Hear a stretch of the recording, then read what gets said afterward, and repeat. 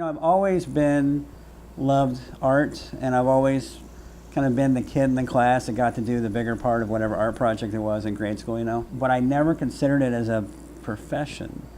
And so I went to UC with the idea that I was going to go to medical school and become a doctor. A surgeon is what I wanted to do. And I started taking art classes for a couple reasons. One, a surgeon who I was kind of following around said, it would help with sculpture skills, get some using your hands, a little bit more manual dexterity. So I started taking art classes, also to help boost my GPA. I thought it would help that way, and it did.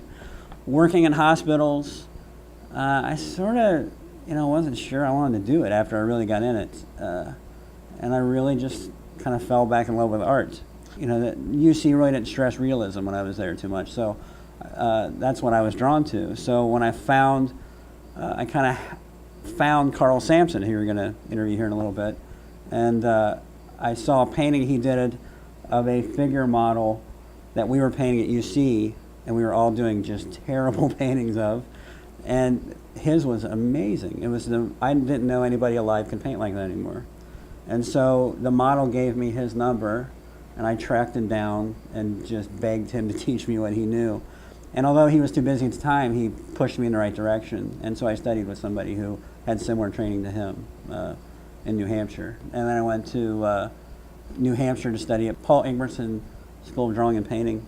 In New Hampshire, it was almost like a religious experience. It really was. I mean, I got there and I was pretty terrified. I had never seen the school. I didn't know anything when I got there. But then when I finally got there, I felt like this is exactly where I need to be.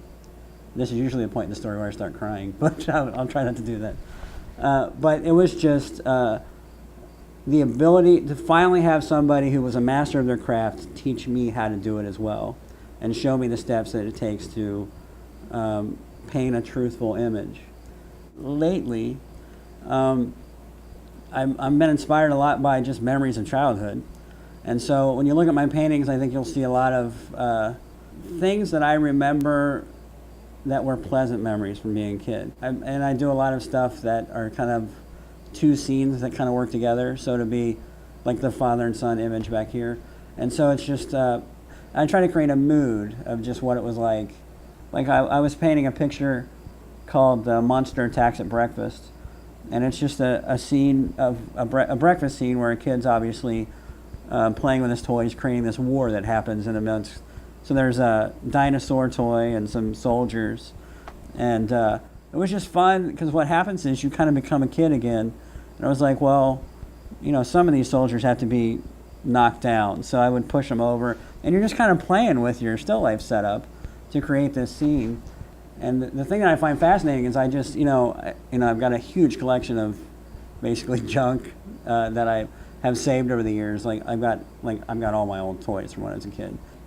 When I grab that stuff off the shelf, I remember things that I haven't thought of, in 30 years. And it's amazing that it's just, as I paint, these just emotions kind of well up. And what I hope is that shows in the final image. So I would say, for me, the inspiration can come from somebody handing me a teacup. What do you think of this? And what I kind of try to do is build scenes in little vignettes that hopefully will create a story.